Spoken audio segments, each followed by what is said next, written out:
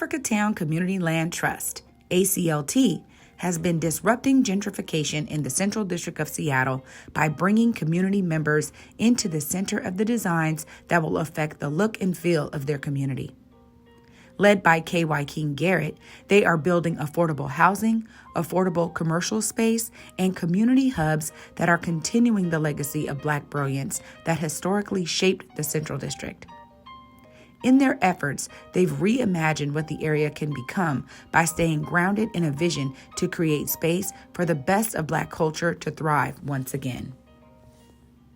Africatown Community Land Trust is a community-based organization formed in 2016 as a part of the larger Africatown Community Development Initiative, which is an asset-based community development movement to preserve, develop, restore Black community in the Seattle Central District, where it has been for nearly 140 years, but has faced significant displacement with gentrification and the compounding barriers from years of policies and practices that have impeded the economic mobility of the community members and growth and development of the overall community, as Seattle as a whole, broader, has enjoyed great economic growth with the various knowledge-based industry sectors. Our community has not participated equitably and now is really being priced out. I think the biggest thing is Africatown really, rising to be a vanguard voice and co-designer of policies for change, such as the Equitable Development Initiative, which was a cross-community effort between stakeholders in the Central District, Chinatown International District, and Southeast Seattle, all communities facing similar historic and present challenges, and particularly with displacement. So I think the Liberty Bank building was the first project that embraced the equitable development framework that we developed, which again gives concrete, measurables to equitable development. Because we hear all these words, we hear a lot of the rhetoric in Seattle around social justice, equitable development, shared prosperity, but then when we look at the numbers, it tells a different story. It tells a story of Jim Crow apartheid in 2021. And so in order to know that we're moving in a different direction, we have to be able to, see the street signs, right? If we're going to 100th Street and we see, 50, 49, 48, 47, we know we're going in the wrong direction. So equity, how much does the community own? How the community participates in the economic opportunities created by the development of housing or affordable housing, how the space is prioritized, right? These are all measurable things in terms of budgets and space, right? And so the fact that the Liberty Bank building, did, focus on maximizing participation of Black, contractors, prioritizing the space for those who had, been displaced or at risk of displacement from our community, bringing people back, almost a 90% lease up in that area using affirmative marketing strategies. The commercial spaces being prioritized for businesses like Earl's, which was, 30 years on the corner, 23rd and Union, vulnerable to being displaced by the redevelopment at Midtown Center, but now has a home in the Liberty Bank building. The Communion restaurant, long time, community culinary entrepreneurs. acquiring the land at Midtown was another significant accomplishment. Obviously, we wanted to acquire the full block, but being able to acquire part of it to put the next building, which would bring another 130 units approximately of affordable housing and community-focused commercial space. Former Fire Station 6 to be repurposed as the William Grove Center for Cultural Innovation was one of the initial demonstration projects for EDI that was awarded a little over $1 million to facilitate that again back in 2016.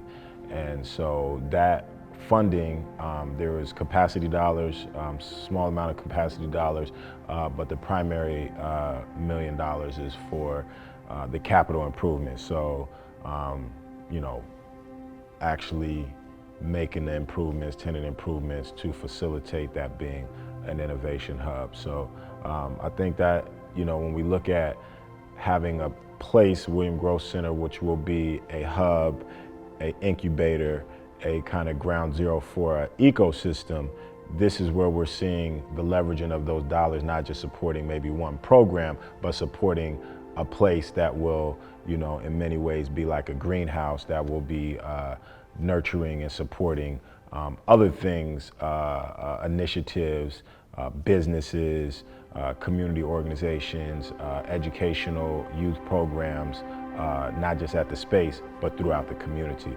So that's one. And then the second would be the Africatown Plaza project, being able to access EDI funds to support making the ground floor, because this is what EDI was initially addressing, the fact that in the affordable housing projects, the dollars and the funding that supports the residential component doesn't support the commercial space or community space, right? And one of the big things is not only are people being displaced as residents, but our businesses and community organizations and institutions are also being displaced from communities as the cost of space increases significantly. And so what the EDI funds allow for in many of the projects, including the Africatown Plaza, is to bring down the cost of that space, to support building out that ground floor level so that it can be prioritized for community businesses and organizations below market rate or community space specifically. We are looking at significant community space, a community kitchen to address food security, as well as incubate, you know, entrepreneurs at the Africatown Plaza project. Initial leader of OPCD, Sam Asefa, came in and was supportive of community. I think having staff members who worked in the space, Uba, Patrice, and others who were working in community to bring about the EDI, then, you know, going into the office or be able to stay connected and keep community voice, values and priorities centered, right? Versus people who are disconnected from the efforts of the community-based organizations that are pushing these policies. The one thing that EDI has been able to do is demonstrate. It's really a pilot. I mean, it started off with, I think, about $6.5 million, which that doesn't go far in Seattle, but it has been able to be stretched and be seeded to and be leveraged in ways that I think are effective. But really what it demonstrates is that this is a model that can be, you know, scaled up. It definitely has been an inspiration for our really Black community-focused billion-dollar anti-displacement, anti-gentrification Build Africatown fund that we're pushing forward. And I think that the key is to continuously communicate any barriers or obstacles to getting to the destination where we're striving to go. Because it's not the work for the work's sake, right? It's not just to say we did it, we tried.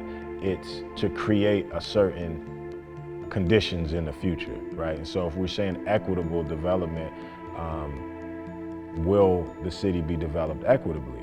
You know, obviously a lot more resources are going to have to go into that to balance out the scale and volume of market rate development that's not affordable to many segments of the city and community, which are vital.